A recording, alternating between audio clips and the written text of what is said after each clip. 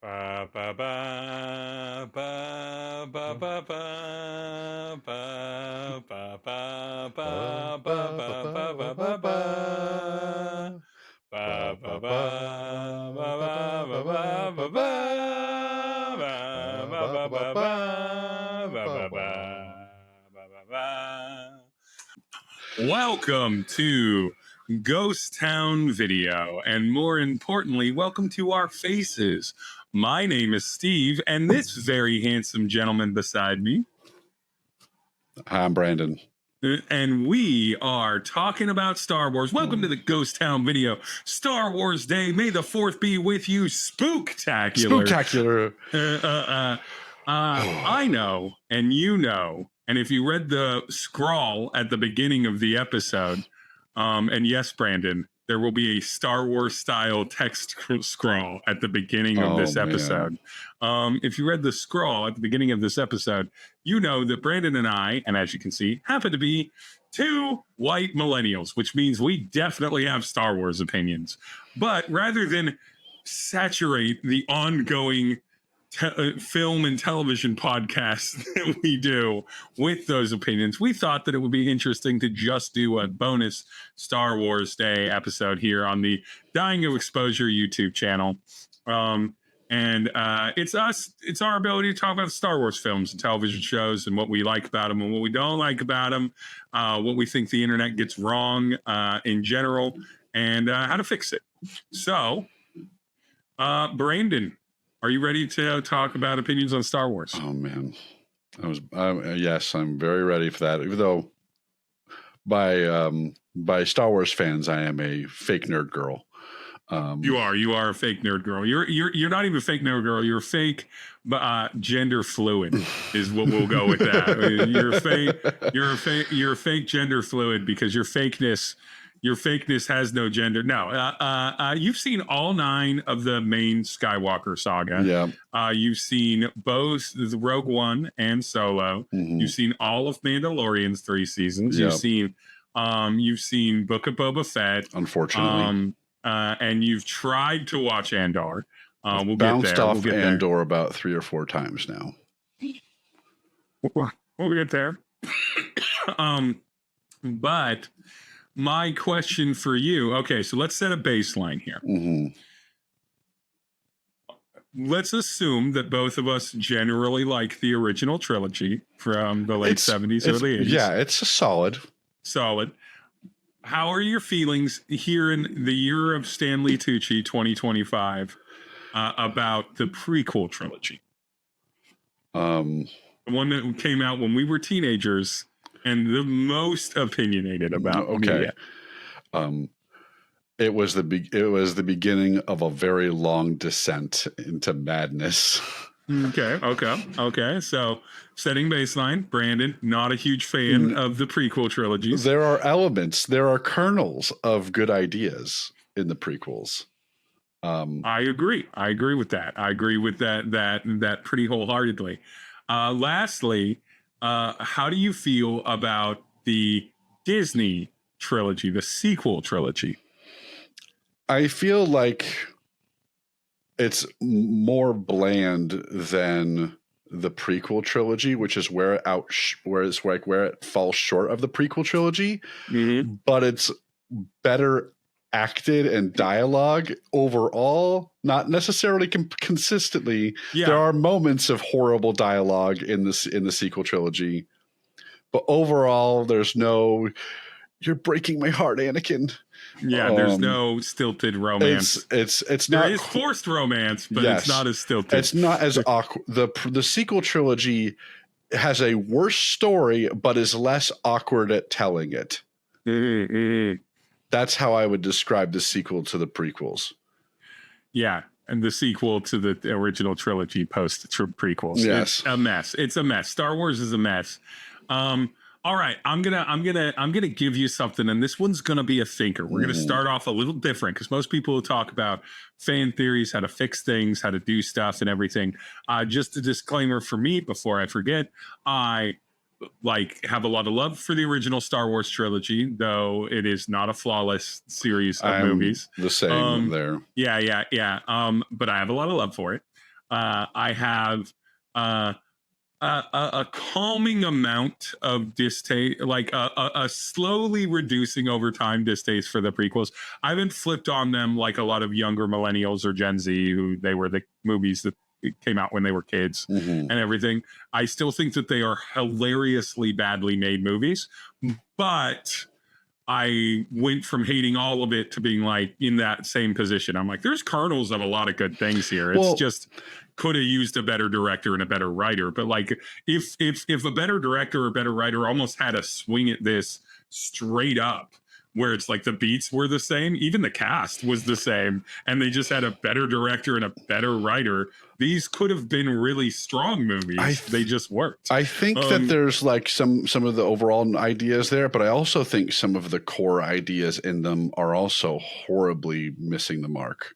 And we'll definitely talk about each each era's sort of like successes and failures. And then lastly, with the sequel trilogy, it's probably my least favorite trilogy for exactly the same reason. It just affects me more. I'd rather a movie fail at executing being a movie, but at least have something interesting to say about things, as opposed to a series of movies that don't even understand that they're supposed to be part of a trilogy. Right. But the starting one, and I think this is a great one for us and how we talk about things.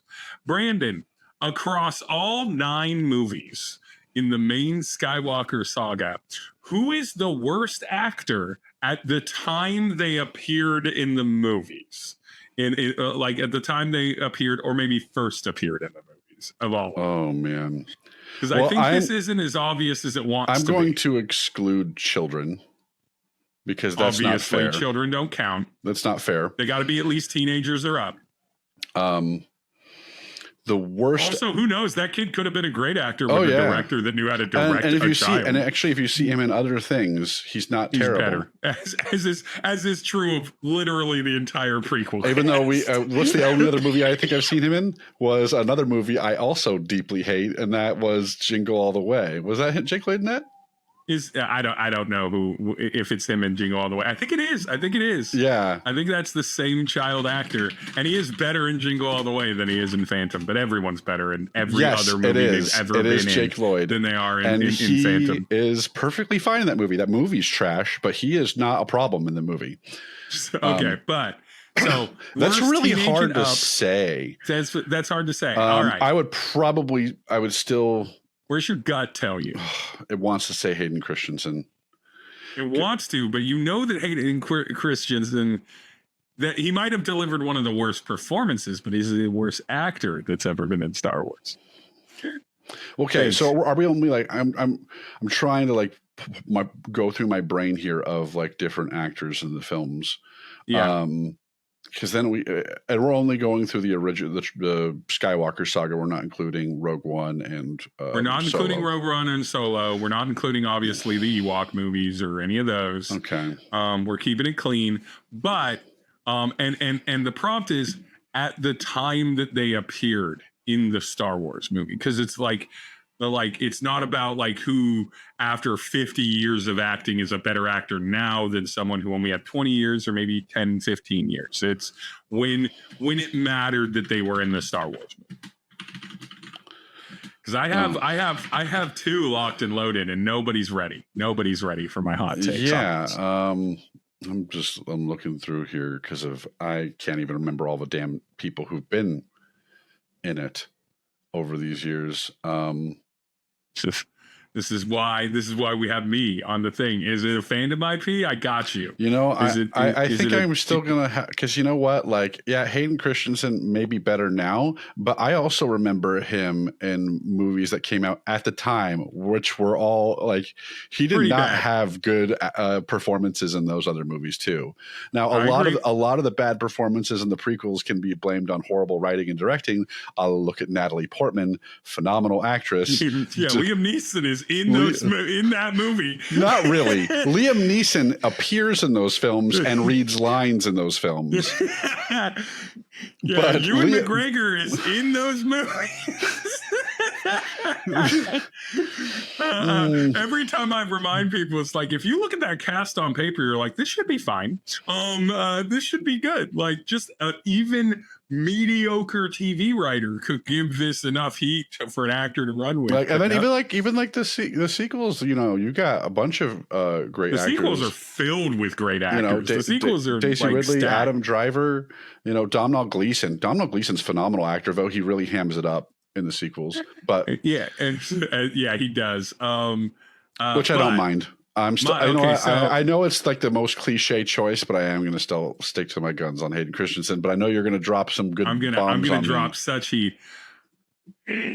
It's a tie, and it's either between Harrison Ford or Mark Hamill.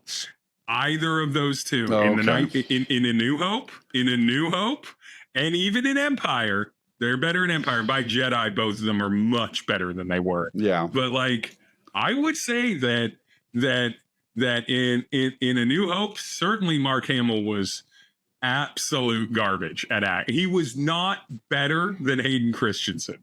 He was just a less irritating character, but like probably better written, just better written, probably also better edited because George Lucas's ex-wife was still in the mix there. And everything. And in Empire and Jedi, directed by a better director. Yeah. And so there's that. And then Harrison Ford was not uncharismatic, but like that man had one mode through the whole film.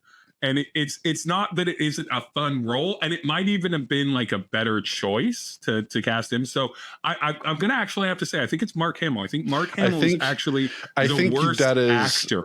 Only at that very specific time of 1977. Yeah, 77. And then I will say his performances in Empire and Return rise above the performances of Hayden Christensen, in Revenge of the Sith. In Revenge of the Sith. But there is a genuine reason beyond the Star Wars that Hamill struggled to find a bit until he had some more time to cook as an actor. I will throw this out there. Hayden Christensen's performances as Anakin in the television shows have been pretty damn good and have been the highlights of the terrible shows that he's been a part of. Yeah, he's definitely the best part of Obi-Wan. But which I forgot and to also mention. he was on Ahsoka, I believe, too. Yes, he is, and he's good on that. And he's really great in Ahsoka.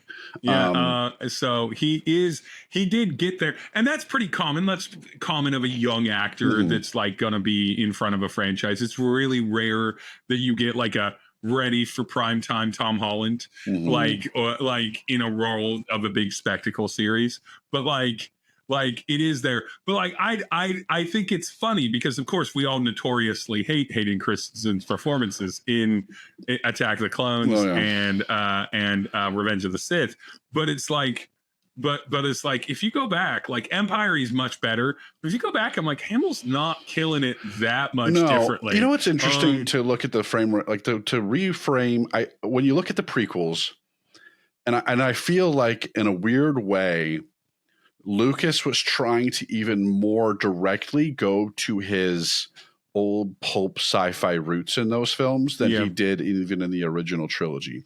I think he was trying to be like, let's look at like old sci-fi serials like Buck Rogers and like get back there. And you can even see some of that in like the visual designs of like the ship, the Naboo ship totally has like retro futuristic ray gun kind of qualities to it. The Naboo fighter, which is like one of the things that they forgot about the original trilogy, like that was the broad appeal, and part of it was like the old decrepit advanced technology made the world feel lived in.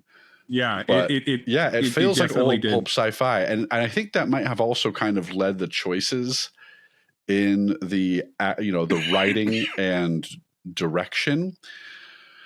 Some people now are saying that it's intentionally bad, and I'm not sure I buy that.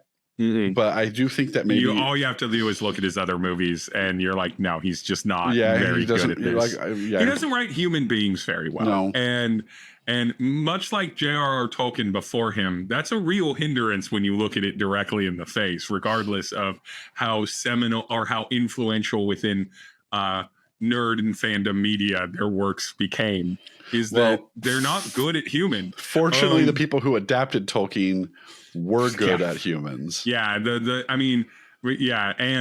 fortunately the director, most of them, and the director did their damnedest to try and bring that out in dialogue that is as wooden as anything from the prequel era.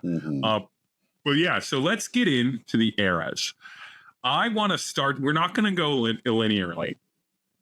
We're going to go in I think the most engagement wheelhouse section here, which is we're going to start in the prequel era because, of course, based off of our age group, we have just the worst taste in our mouths with the prequels as opposed to the original trilogy because of how old we were when it came out, the inevitable teenager sort of like extremeness of opinion. I have a question for you, Steve. Yeah.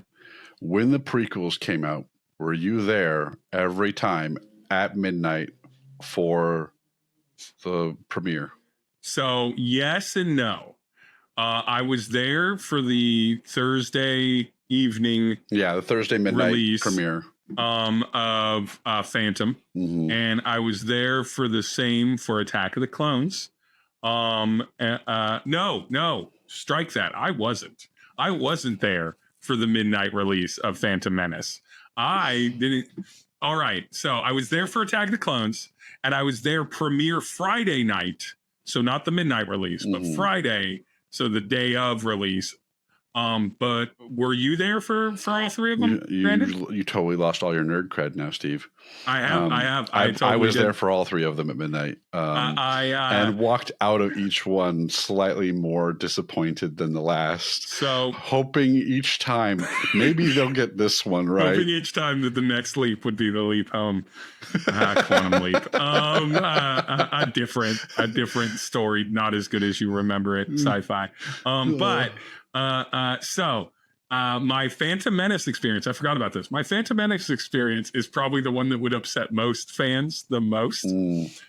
I saw Phantom Menace on VHS by happenstance because I was at my buddy's house and his family had rented it for the night before for his little siblings and them to all watch when it came out from a Hollywood video. When it came out on VHS rental, and I was like, "Oh, I've been wanting to watch the new Star Wars prequel movie. I hear it's not very good, but it's already in the VCR and rewound. So all I had to do was press play." In the most dark omen foreshadowing of what streaming would eventually do to the cinema, I only watched it when it was most convenient for me, when I happened to be in the mood, on a 27-inch CRT television. To put this in perspective for you, at the time the prequels came out, we owned all of the original trilogy on Laserdisc, and I watched that shit all the goddamn time.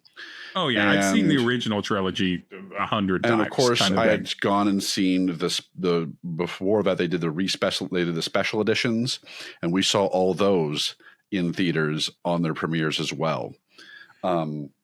This isn't on me, but my first cinema experience as a child is something I cannot possibly remember because I am just old enough, and my dad specifically was just nerdy enough that he wanted to see how I did at a movie, and he was willing to pay for it twice. So he took me to Return of the Jedi when I was a baby. When I was like a little, I can't remember when Return came out. It's 83, but I can't remember what time of year. And so I was somewhere around 1 year old, give or take a few months. Wow. And everything. And apparently I slept through the vast majority of it, but that is my first Star. So I was a baby and had no responsibility to it, but I am technically old enough to have been at the theaters for Return of the Jedi. I'll just say my first theater experience that I remember was Jurassic Park. And I was 6. seeing Jurassic Park in theaters. Fucking amazing. My dad. First in theater. Thank you, Dad. Thank you, Jeffrey Wilson. You are a legend. Shout out to parents everywhere that bring children that may not quite be the age to get there, but they're like, it'll be fine. My dad is a huge reason why I'm a lover of film. Okay, so I went and saw all the prequels. Yeah, you saw them all. But here, I'll even say this. For the first prequel, me and my friends coordinated to have someone skip school with their family so they could get there the Wednesday before to set up camp. Oh, holy to shit. hold a seat in line. Yeah. So that we could be literally first in line so we could run in and get the best seats in the house for the prequel. No. That's the kind of fan I was. Heartbreaking. What a heartbreaking scenario. The audience knows what the characters do not in the story scenario.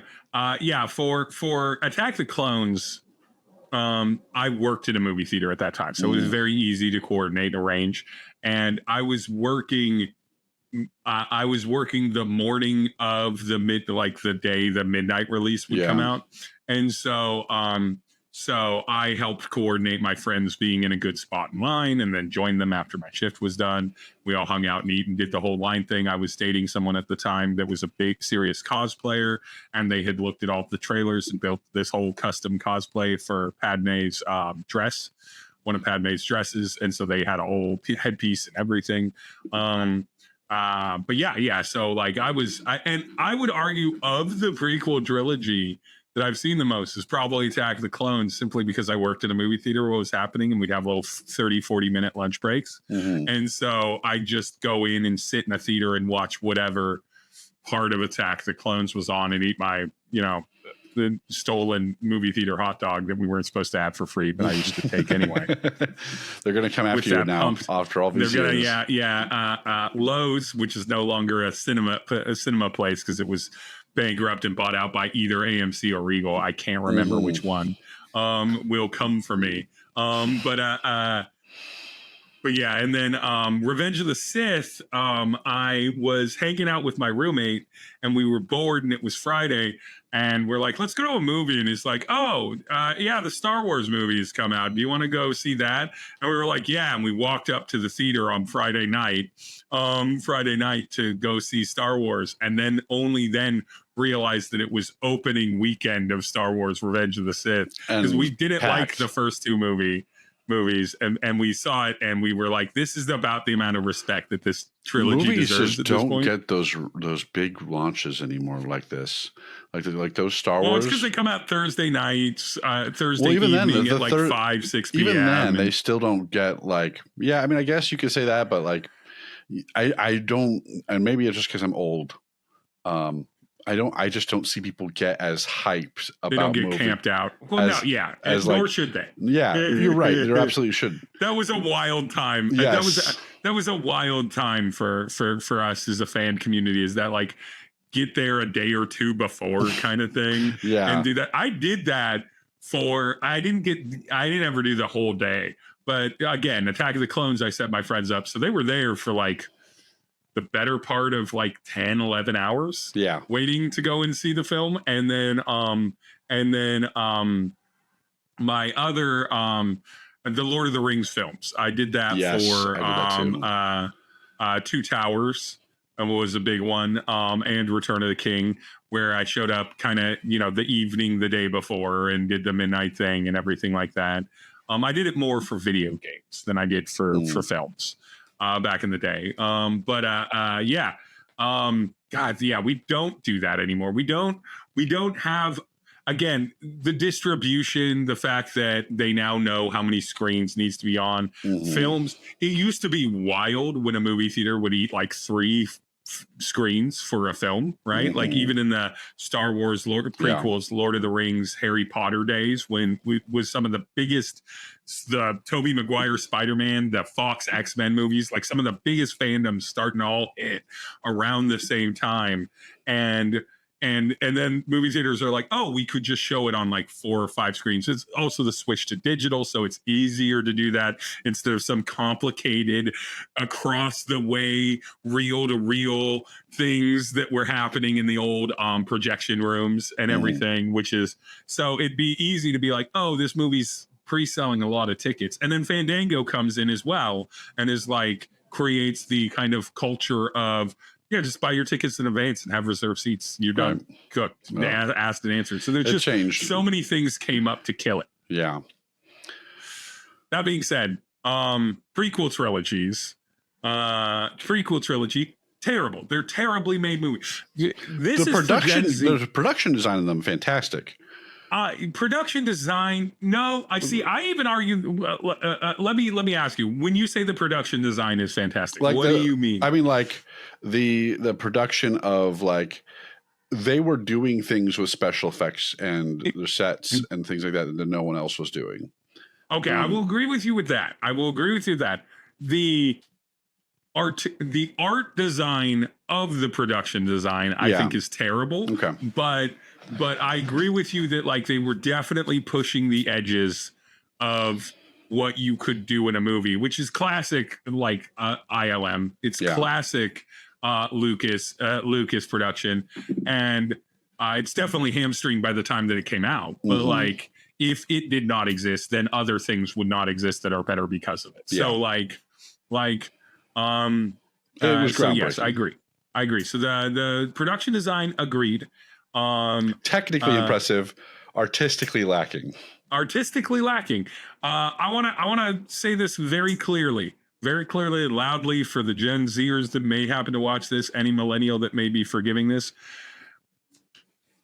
It is not a good series of movies. They are badly done movies. They are poorly directed, they are poorly written, and they are poorly shot. And they are poorly edited.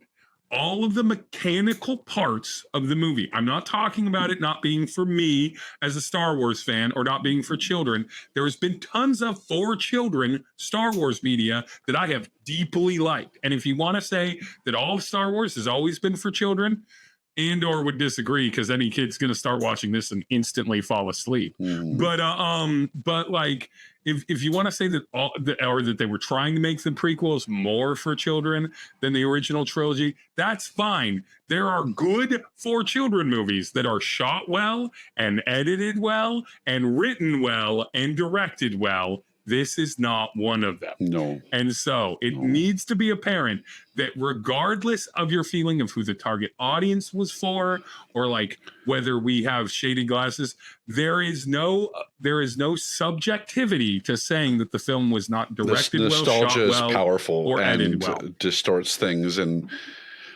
that's why enough time has passed now that I still love the original series, but also realize they have a lot of big problems. And they have a lot of big problems. A lot of problems of the period too. The late 70s and early 80s was a tough time for trying to edit things and make them like move along at a good clip.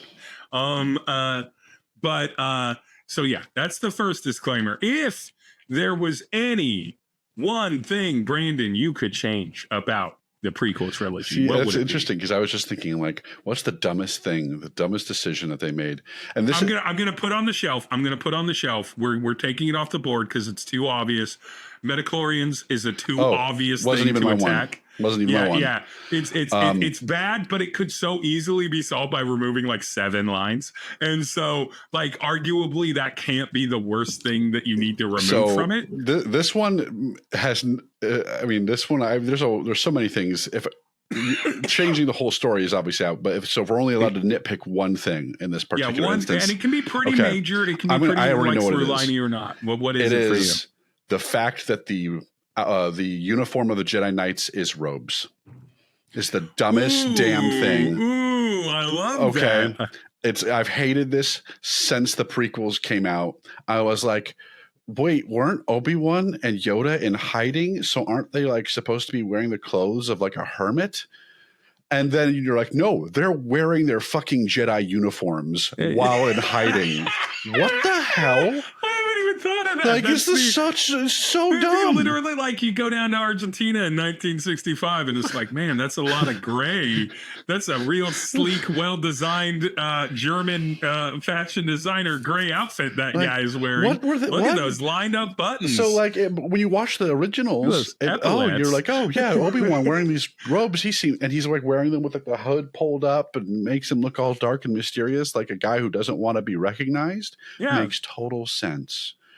You watch it, like, Luke doesn't, like, he wears sort of he kind of wears what Obi-Wan kind of wears in the prequels, only right? when he's on Tatooine on Jabba's palace. Yeah, and then he switches over to the black getup as things, but Luke's kind of in whatever he needs to be in for the moment, kind of thing. If you ask me, I think they should have leaned into the fact that they call them an order of knights. Giving them like Mando, or not Mandalorian armor, but armor of some kind. Yeah, made them like, I think that I honestly am not a huge fan of the fact that they're more monks, more monk, less warrior. I think they should have leaned the other way a bit more, made them, and they could have, and by doing that, they could have made them a bit more morally gray, and that would have made the prequel series work a lot more interesting. Like how the order works. Like, it would also help make the flaws of the Jedi and how they're exploited by the Sith make a lot more sense. Basically different degrees of like what the moral compass and purpose of being a Jedi was. Allowing that to kind of dance closer to the edge of the dark side. Or make them more like something like a Knights Templar, more like a zealous, like a zealous group, like a religious fanatics. I think they were kind of like, it could have been obviously propaganda, but I think it was kind of being implied in the original trilogy, like that like, because like the generals in the Empire and everything, like when talking with Vader in A New Hope and stuff, are like this fucking nonsense fringe edge case religious order. Yeah, that's what they call them in the original series. And then but that's like never really ever a thing in the prequels. And I think the decision to try and make them into like this, like really, introspective, meditative, kind of monastic group really was the wrong direction. It would have made, like, obviously they didn't know that this is where it would get to. Imagine if in the start of Phantom Menace, instead of two dudes wearing the Tatooine robes, you had two knights wearing like military regalia. Yeah, right. Like, that would have made so much more inspired sense. It from like, say, like a tabard and like a little Templar-y kind of, not chainmail, but like a chainmail thing. And then they could still have the big cloak. They could still have the big flowy cloak for the fun movement of it. And everything. But like, really, this very obviously inspired by religious ordered warriors. And it would make a lot of sense why having Luke trained by Yoda mattered, and why having Anakin trained by Obi-Wan mattered, because Obi-Wan was always a soldier and Yoda was always a teacher. And like, and then you could be like, Yoda's mentality was more of the like thoughtful kindness side of the Force. You know what they also could have done that I would have felt would have been really great was, and now I'm going to talk about other things I would have changed, but this is one my brother and I have discussed. They could have made Qui-Gon a bit more of a loose cannon. Yeah, because he's not... I don't know. Could Liam Neeson have pulled that off? He didn't seem to know how to act in that movie. Have you seen Darkman? Yeah, I know. I've seen all of it. I love Liam Neeson. He's a phenomenal actor. And he easily could have been that character. He could have.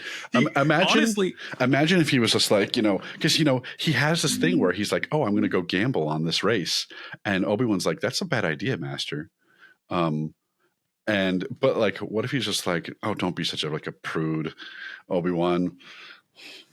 Let your master have some fun," Like, imagine if Liam Neeson played the character he played in Give Me a Moment, and I will get this. It's a really well accredited movie, but it's pretty early in his career. are you talking about the fantasy film?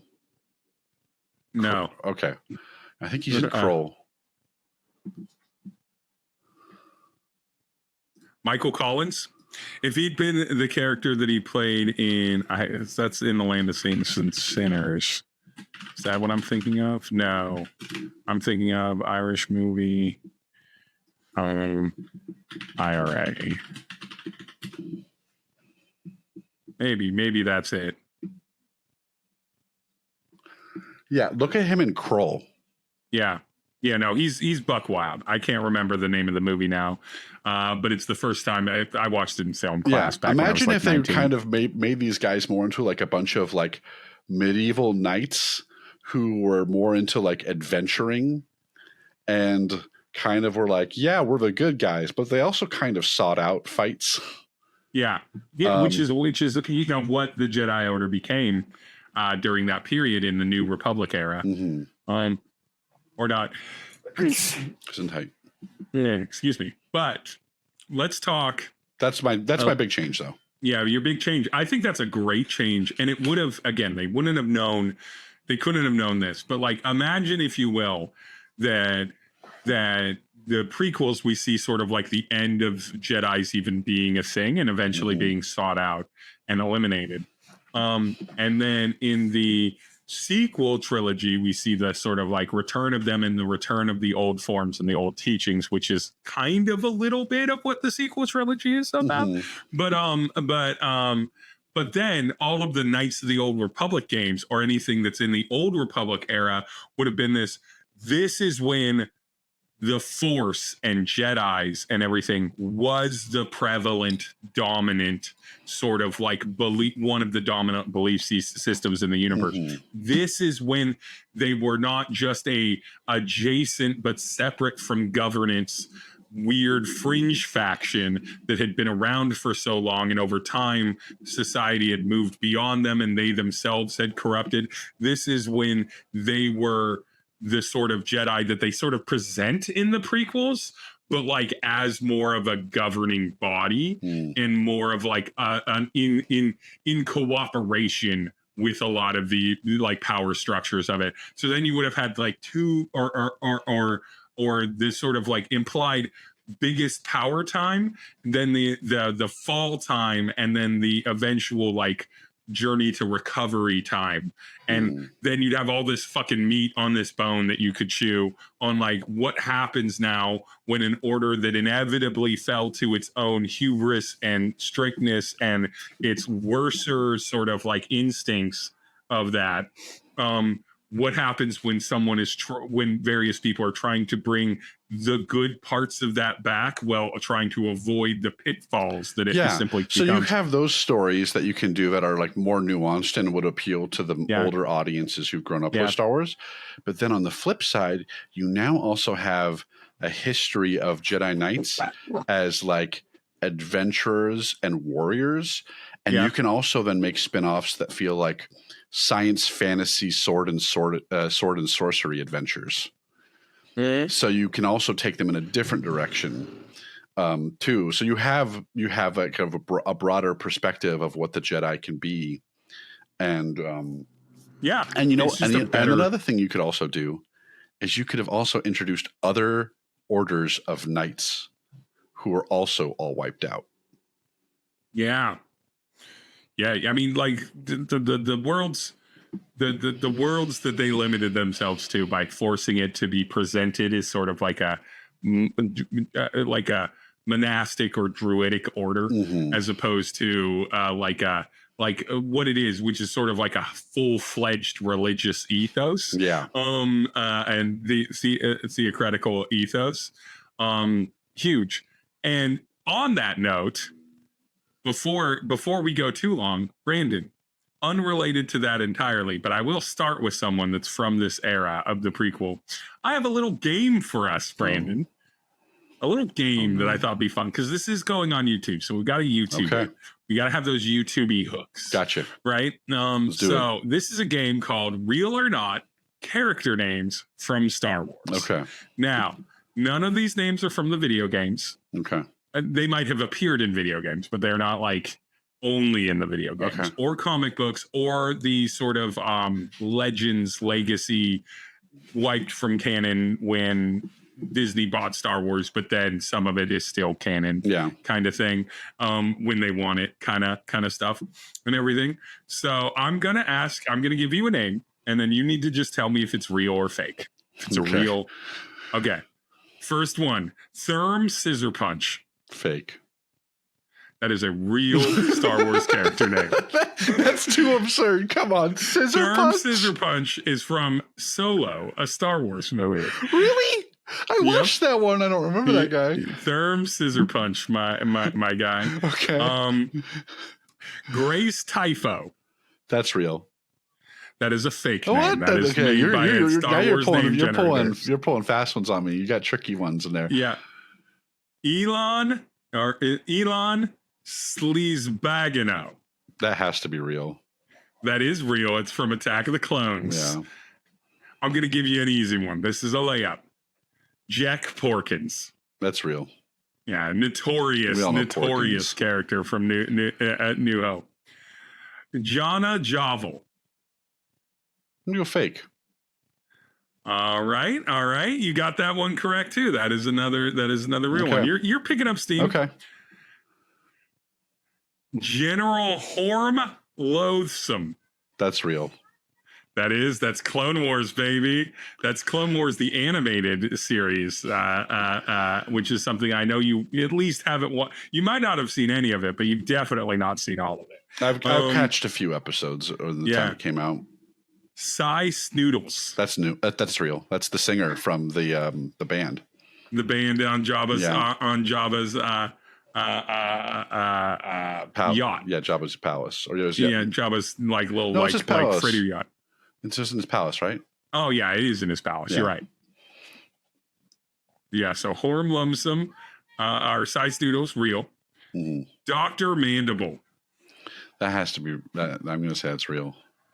Dr. Mandible is real. Yeah. They're from The Mandalorian. Yeah. And one of my favorite things, I think it was a Polygon article that mentioned this, but you gotta love a Star Wars character name that gives you exactly what the character is. I wonder what Dr. Mandible looks like. Big ant. That's it. You big ant. You big ant with mandibles. That's why he's called Dr. Mandible. Which we I kind of love this simplicity. Yeah. Just make it easy for us. Which one? They show a lineup of characters. Which one's Dr. Mandible? Babu Frick. I'll give you a hint on this one. This one's from the sequel trilogy. Yeah, well, I mean, I was going to say it's real. Obviously, but you just told me it was real by telling me it's from the prequel. I suppose. Yeah, I mean, I was going to say that's real. Babu Frick is the little guy in Rise of Skywalker. He's adorable, and he's in it for literally. He has less than 3 minutes of screen time, and we all remember him. Pula Misha Mosha. I'm going to say, because you had a hard time pronouncing it, I think I'm going to say it's real. That is not real. Oh, dang. That is a fake Huttese name. Okay. Brenner Vilsos. I'm going to go fake on that one, too. That one is fake. That one is, if there's a certain Star Wars name generator where you can enter in your own name and have it come in. So I entered in Brandon Wilson and gave me back Brenner Vilsos. So that would be your Star Wars name. Okay. Depending on how old you are, this one is hard or easy. Mm-hmm. Klaatu and Barada. Oh, I mean, I know what those are from, and at the same time, I would not be. I'm going to say they're real. I'm sure he actually used them. He did indeed use them. And interesting fact about Klaatu and Barada, who, of course, both appear in the fight to. Did Nick too also appear in the Star Wars? So interesting fact: the characters' names are Klaatu, who is of the Kadasa Nikto species, and Barada, who is a Klaatunian. So they both reference independently more of the Klaatu Barada Nikto of classic science fiction fame, but for many of our audience, also, you know, Army of Darkness. Army of Darkness, which is hilarious. It's pretty good. Okay, we've only got 3 more. Okay. I'm not going to do this name justice. Okay. But I can tell you that I used a lot of alien name generators in this one, so it's up to you. I'm going to say that's real. That is the official character name of the Tusken Raider that attacks Luke in A New Hope. Because he makes that noise. Yeah, exactly. God damn it. Is that racist against Tuskens? I don't know. I don't know. And then Klieg Head. I'm going to say that's real. That one is fake. Oh, Klieg Head is not a real name, but it feels like it would be. It's bad enough that it feels real. And for the last one of the round, Brandon, Shumai. The food?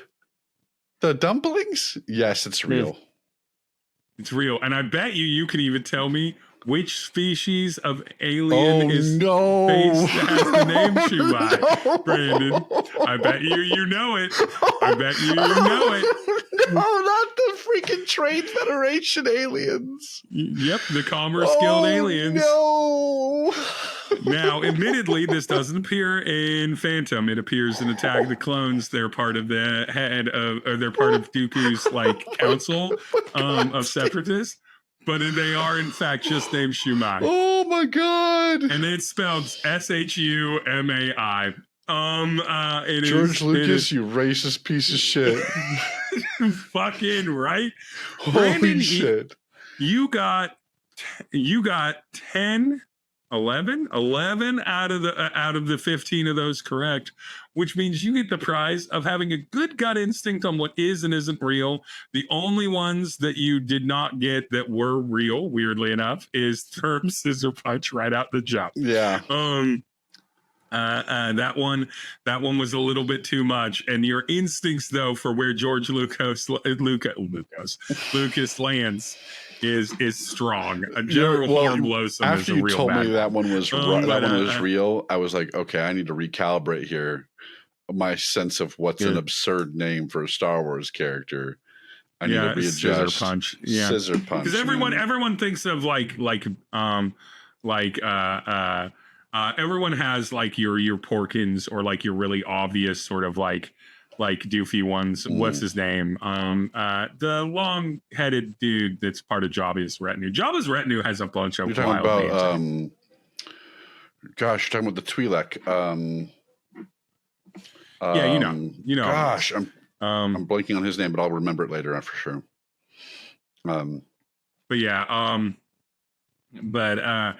But yeah, there's a lot of really interesting choices. And again, a Klaatu and a Barada by themselves are actually good alien names because they're a reference to other science fiction, which is fun. It's fun because they're not major characters, and so they could just have Bib Fortuna.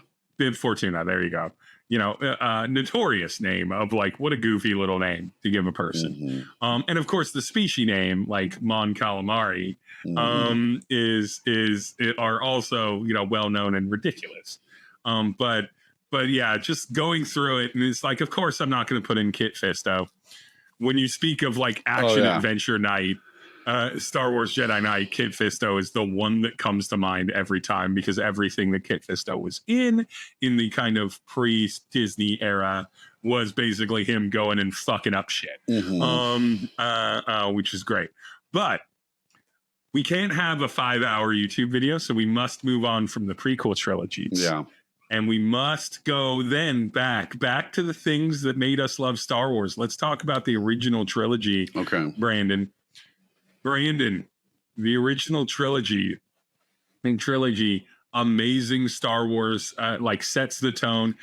To be clear, adjusted for inflation, even with just opening weekend numbers or opening theatrical numbers and not long running, A New Hope is the largest global, most successful global box office in Star Wars. Awesome. If you adjust it for inflation, and I'm not even including the ongoing run, if you include all of its cinema releases, adjusted for inflation, New Hope has made more money than any other movie that's ever released to theaters. If you include all the re-releases. And so, pretty good numbers. Yeah. On a global box office scale. Huge cultural thing. We're coming up on the 50th. We're 2 years out from the 50th anniversary of A New Hope, right? Damn.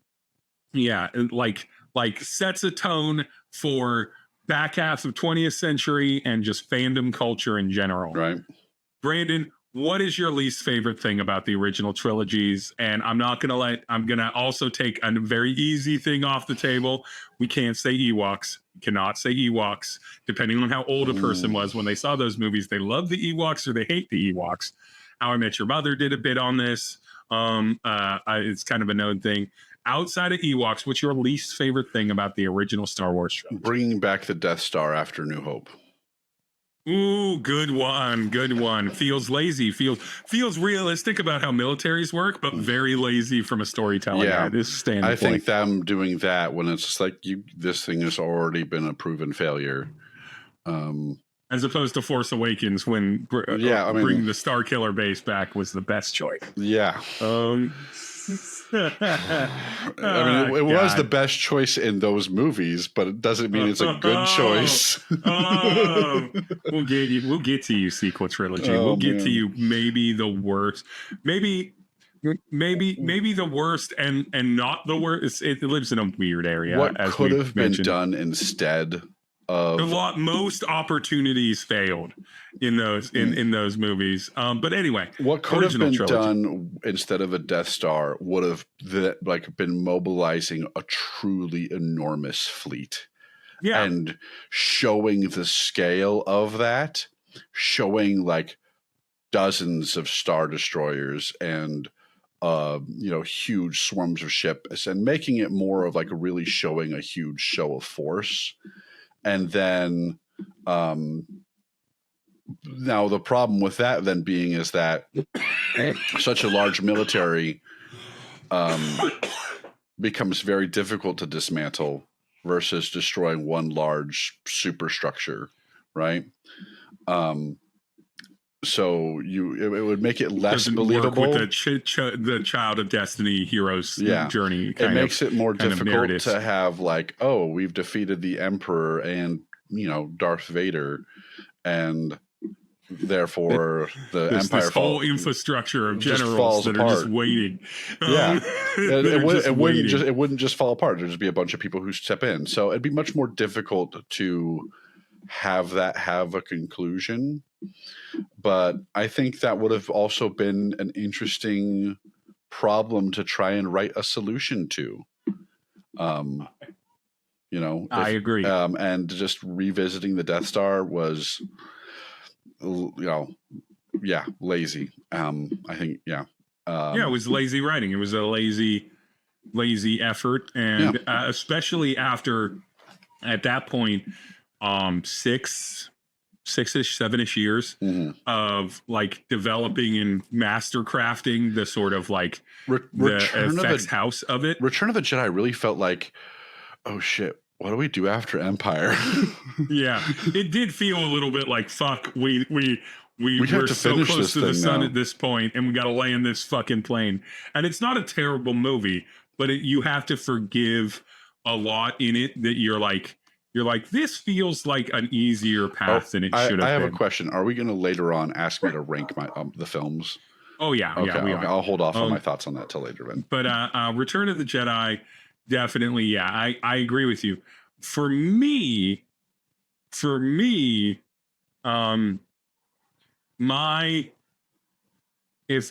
going on the other side of this, I would have killed the Emperor in Empire and had Vader be the Emperor for Return of the Jedi. I like that would one. have had Lord Vader be Emperor Vader in that. And I'm sad that they didn't kill the Emperor, because the Emperor doesn't matter after Empire, except for the end scene with the Emperor doesn't matter after New Hope that much, but he really doesn't matter after Empire, except for the end scene, which would have been just as good if all of it was between just Luke and Vader. I get that they had to write it that way because the Emperor's right there, but like it would have been more interesting in my mind if Vader was the Emperor by the time Jedi and was then out. that would, you know, and then that could also help them resolve the problem of the military being under, you know, he could have then him being the leader, if they turn him back towards the good. Yeah, then turn him back towards the good, remove him. He kills the Emperor, and then like 2 years, within a year or two, then he also dies as the Emperor. So now there's just no consistent leadership at the top. And then you could have still had the celebration of the rebels being like, now they're on the back foot. Now they're on the back Here's foot. the thing. When the Emperor dies, all of the other generals start vying for power. Vader has to kill them all to retain control of the Empire. Yeah. And so Vader is a terrible Emperor, right? Yeah. Like, there's all these things that can really quickly provide a lot of theoretical context that you don't have to discuss in the films. We don't want this to become Phantom, where you have to break down the mechanics of the thing. Right. But like, you can then be like, oh yeah, it makes sense. There's a power vacuum and power struggle, and then the most mean one has to be there. And so some things are being made as a sacrifice to one individual's power versus the power of an overall institution, and they're no longer in line with each other. Yeah. And now with Vader going away, becoming good and dying or whatever, but Vader no longer being in charge either. Now two rulers, and then you have a classic Genghis Khan, Kublai Khan situation where it's like eventually when two generations of leadership, even if the second is shorter, fall apart, oftentimes kingdoms struggle with that. Yeah. So yeah, it like I would have liked the Emperor God, and it would have been a penicillin shot in the future for not having that shit happen in the sequel trilogy. Because it would have been like, well, this guy was just a baddie that died at the end of at the very beginning of the third movie in the original trilogy. Yeah. He doesn't matter anymore. But yeah, so spoilers for I guess all of Star Wars. But yeah, what do you think really are? Do you have any like thoughts on like the through lines of the biggest struggles of the original trilogy, versus say like the struggles there? Ooh. My internet's getting a little choppy, but it should be fine once it comes back. I was like, not the struggle. No, I don't have any struggles like your internet is. Yeah, I think I don't know. I feel like, you know, I think some of my quips are like smaller and focused more on like minutia. Obviously, you know, you've already ruled out the most popular thing to hate on about Return. Yeah, I think I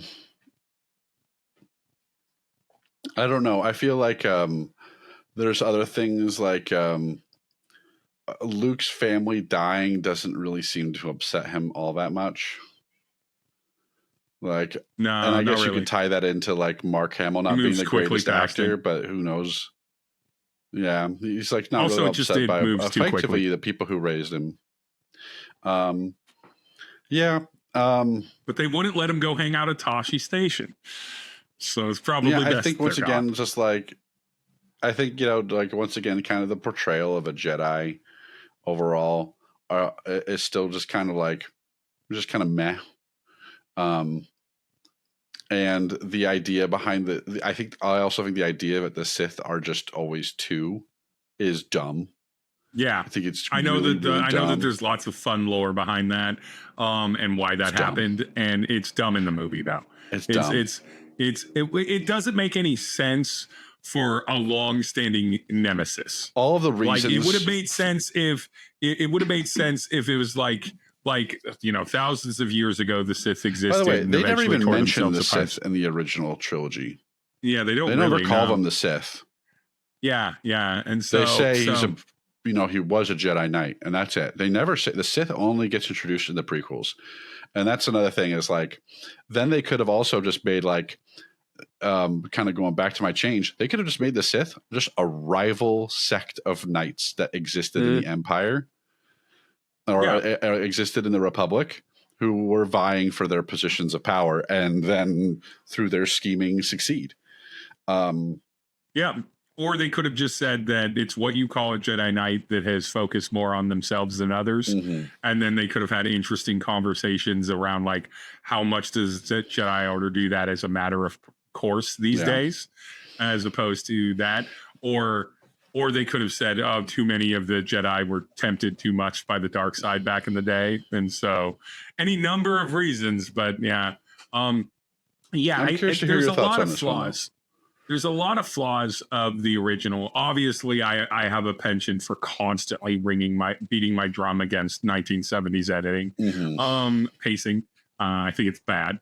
I think the problem is that A New Hope works on its own for its own movie, and then Empire works pretty well as sort of the fuck around and find out portion of it. It's like this was very much the tale of like the chosen one plus a hero's adventure, but it was told in the backdrop of a whole galactic war. Yeah. So even though there was that big win for them at the end of the last movie, consequences are still happening on a galactic scale, right? And everything. So Empire was a really good turn for that, but then they didn't know what to do with Return of the Jedi because they now had begun moving into this is no longer able to be told in a way where if the hero wins, the good side wins. It simply has built a structure where the hero almost can't, those two things can't be the same. And so like there's no quick answers for where the series sort of took itself as a trilogy, which is why Return is not a mess, but it struggles to hit really hard. I also think, once again, it kind of ties back to that. It also kind of ties back to the thing I would change was the Death Star coming back is a huge problem. Yeah. And also like because of the weaknesses of the Death Star are also very contrived. It's like, we got to be. Yeah, because of the reality is that such a thing would probably actually not be something that a small group of rebellion, warriors could handle. It's funny how, and we'll talk about these films after a lot of the other stuff after we talk about the trilogies, but it's funny how much Rogue One swings to fix that and does fix a lot of those problems of the Death Star in A New Hope. Come on, that motorcycle go by. Jesus. But it's funny how much that the Rogue One and Rogue One might be my second favorite Star Wars film. Rogue One might be my favorite. It's between that and Empire, like it should be for everyone. But although I have heard decent arguments that it's like actually when you're talking about from a movie standpoint, New Hope might make the most sense because it's the most like completely told. Yeah. And I could hear that argument, but yeah, favorite versus complete story is a different thing. But yeah, different thing. I think A New Hope might be a better movie. It might be a better example of storytelling. Yeah, storytelling, but I don't know if it's more enjoyable to watch. But either way, but yeah, I mean, it hits such a high and such an exciting moment. Really sets a tone for how to do continuous trilogies. Struggles to land the plane, but that's not Star Wars unique. That's every ongoing film series, right? And or book series or any series, television series too. So like all of them struggle. all of them struggle to land a plane. But I think, yeah, I really feel like the pacing is my biggest struggle, but really just the choice from the jump. We're going to tell a story that's a chosen one hero's journey, and we get to the end of movie 2, which we managed to somehow make a really good follow up to that, and now we don't know what to do with it. Mm-hmm. And because we can't tell both of these, we can't tell Skywalker's story and the story of the rebellion at the same time. Here's a change that I think would have made, and this is actually a change that they might have they debated doing, but I think would have been really interesting and been a really good launch into a third film: killing Han Solo in Empire instead of freezing him. Yep, I think that would have been a more interesting and better choice. Also, that could have led to what I really love the idea of, which is killing Han Solo and fight with Vader. Vader Vader dies at the end, one way or the other, and then Luke kills him by going full dark side, and then has to leave and severs himself from the Force, which is what he does anyway. Yeah. And then that would have made what they tried to do with the sequel series make a little bit more sense. More sense, where it's like, oh, the Skywalkers are tainted. Mm-hmm. They cannot help but go to the dark side.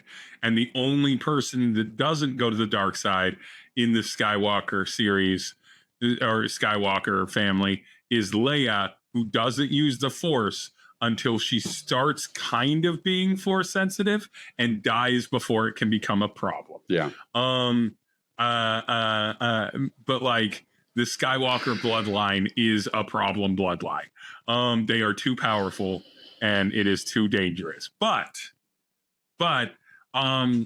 you know, again, you cannot be said enough. I would also drop the prophecy thing. I hate the prophecy stuff. I hate prophecy stuff in general, but I especially don't love any of the prophecy stuff on this, rather than just dealing with problems that have come up before that, you know, history is bound to repeat. That being said, the original trilogy, obviously overall, good watch. Yeah. Totally well still worth entertaining to watch to this day. If Return of the Jedi is the worst film in it, it's the worst in the way that it varies between like a 6 to an 8 out of 10, depending on the person. It's still a very entertaining film. Yeah, it's still fun to watch. It's well paced. It's enjoyable. The Ewoks are the cute opening and funny. On Jabba's palace. Great, with Luke showing up using the Force, showing up kind of doing some dark messed up stuff, getting to kill people with a lightsaber, seeing people get fed to the Sarlacc. It is an excellent little piece of, you know, pulp science fiction adventure scene. Yep. It's awesome.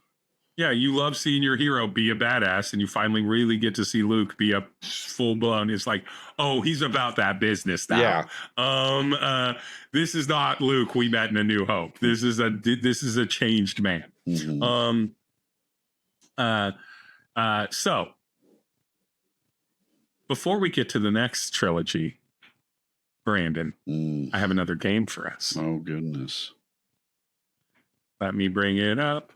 This is another game. This is different than a quiz. This is not a quiz. I am going to ask you if you could have one Force ability that you think should exist with the Force, but that you haven't seen or don't remember seeing, what would it be and why?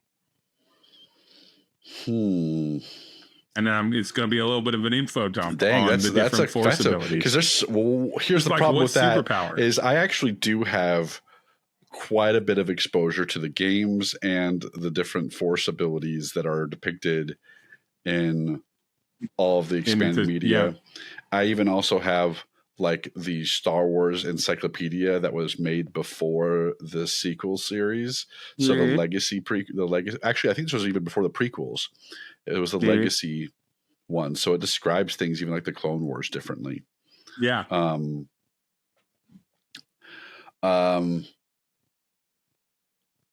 not sure that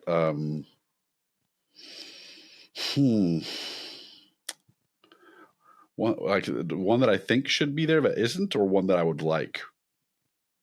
Either or both.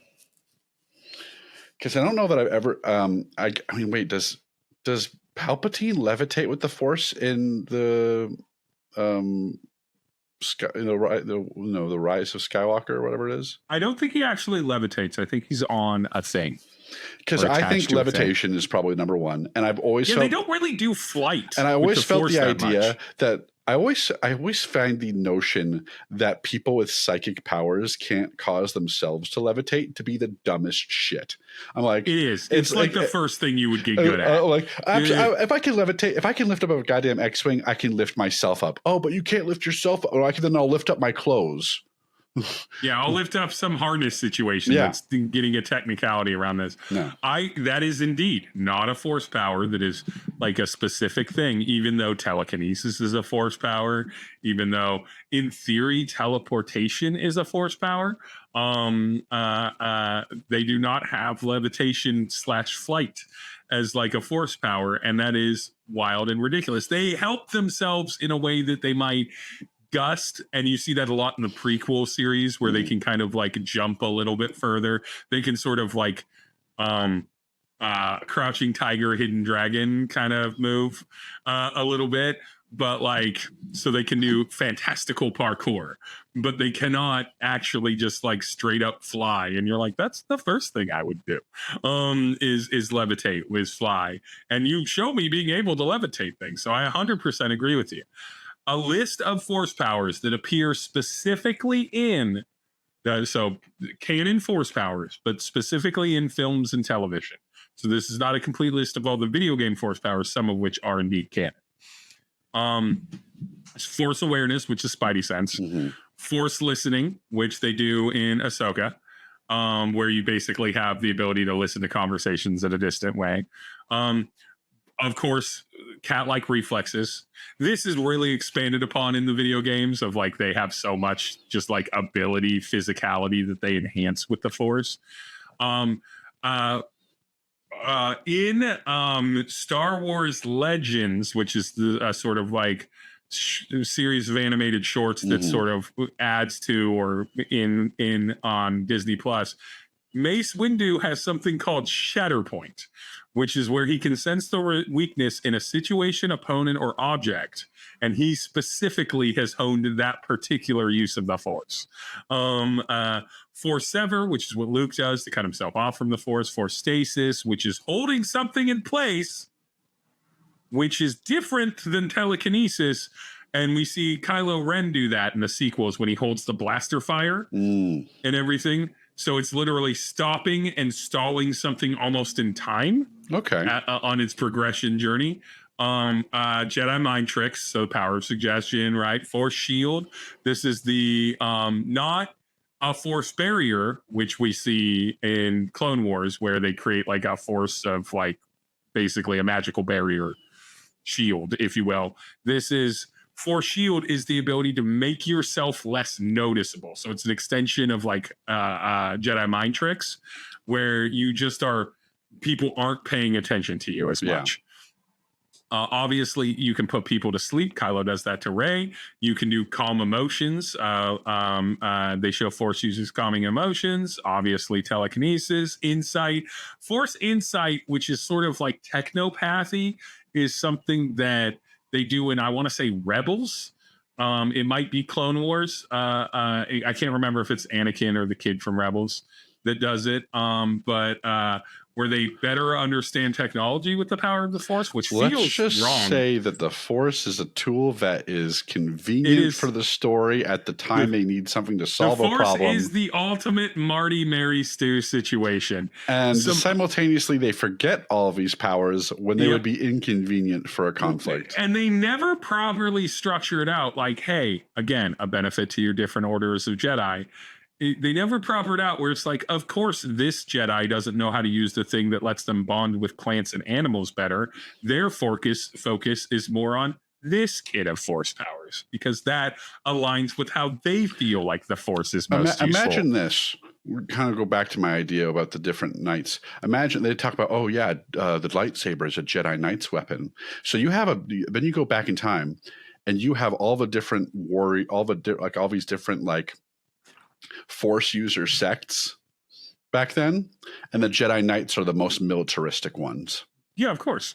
And they're the ones who bring their laser swords. And then the other one, they bring their laser swords. And then you can kind of have, like you said, different force, different religious groups. Orders within it, yeah. Do that. And then they all kind of get wiped out during this cataclysm. What's great is you could go even further back and be like, oh, at one point, the Jedi Knights were used various like guns and other like full weapon kits. And eventually through a council order across the entire Jedi or Force faith, they agreed to restrict themselves to lightsabers because they had become too threatening and dangerous with all of the weapons. It's illegal for Jedi to wield guns. I like that idea. Guns kind of thing. And so in the future, it's become a mythos of like, this is the true, to show off your true skill, or this is the weapon of the Jedi.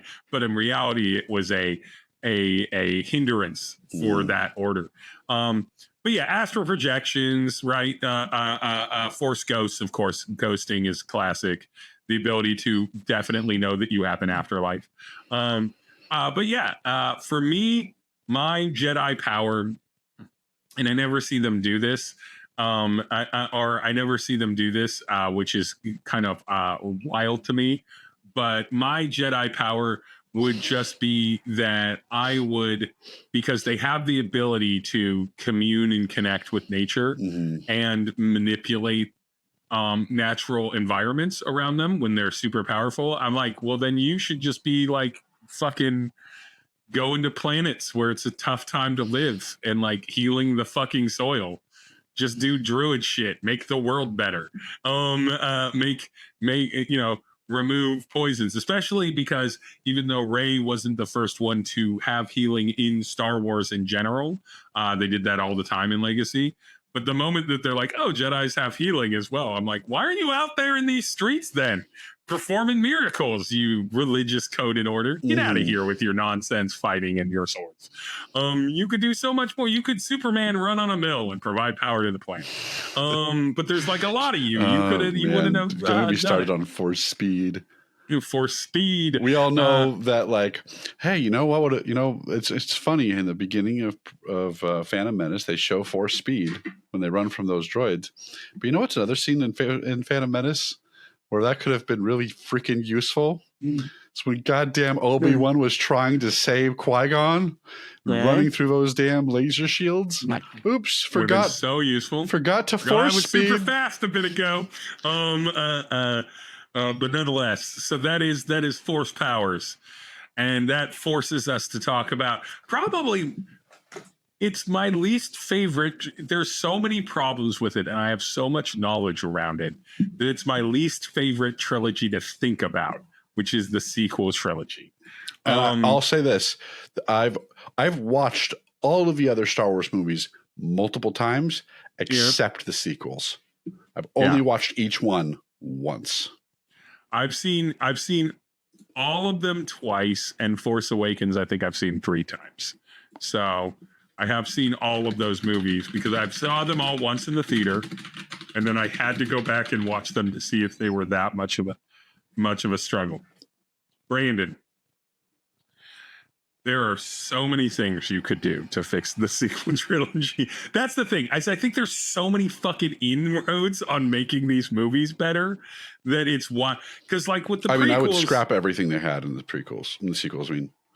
In the sequels, would you just scrap the whole damn thing? I would probably scrap everything if I could. If I had carte blanche to do whatever I wanted with Star Wars, I would probably wipe out everything after Empire. And redo it differently, in the ways that you and I have described here. Yeah. Let's say that everything has happened the way that it happened. But if we have to keep it if we have to keep the sequels, I mean, we have to keep the prequels and the full original trilogy. So you're Brandon, you're working for Disney. You're sitting there and you're like, okay, we bought this boat. We're going to write this ship. I'm going to tell you one of the first things I would do is I would make goddamn sure I got Luke, Han, and Leia in at least one fucking scene together. Yeah. Honestly, you do that in the first movie, and then you never have them in the shows, the movies again. You know, and like, Jesus. It's fucking wild that they didn't get the original crew back together for a movie. They were in the movies. They had the cast, but they in the same scene. Yeah. It would have made more sense if they were like, each movie is centered around one of these people as like the like legacy of the phase of them.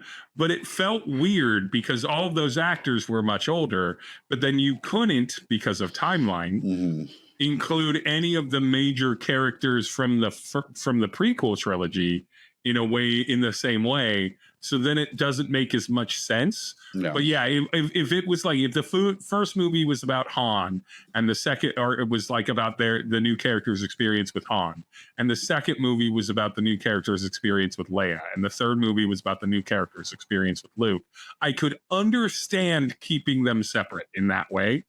But the fact that they did not get all of them together in one scene, the way that they use them, is wild. That is a big change. That it's a minor thing, but it's a major thing about how disorganized and unaware of what it wanted to be the sequel trilogies as movies. Honestly, I just don't feel like a sequel series was necessary. It genuinely wasn't. It didn't need to happen. Doing the spin-off series from the get-go was the right direction to go in. Good. Mandalorian is proof of that. Andor is proof of that. You don't even like Andor. I don't even like it. It makes more sense. Andor is good. I just don't care for it. But I can't watch Andor and think this is poorly made or poorly written or poorly acted. Yeah, it's not to your taste. Yeah. It's like me in the Godfather movies, where I just don't care about these movies. They are excellent. I like pulp sci-fi corny adventures. I like that stuff. That's the kind of thing that I watch Star Wars for. I personally don't watch Star Wars for a dark, intense, like espionage thriller, like about rebels trying to take on. I did like Rogue One, but it also managed to tell that story in a single film rather than. Rogue One is a heist movie that kind of has pieces of that, as opposed to Andor, which is a exploration of the oppression of the Empire and what led to the rebellion being the way it was. I wouldn't have done a sequel. And here's another thing, I wouldn't have done a sequel at all. Or if I had done anything, I would have been like, let's do. I would have just started off with the Old Republic. Or just done a deep prequel, just a completely different prequel. Totally new cast, totally new characters. Just let those characters' stories be done, because of their legacy was so strong that to mess with them is really, really risky. It's tough. It's nigh impossible to touch upon those things. And like, there's a lot I enjoyed about watching Force Awakens. There's even a lot I enjoyed about watching Last Jedi.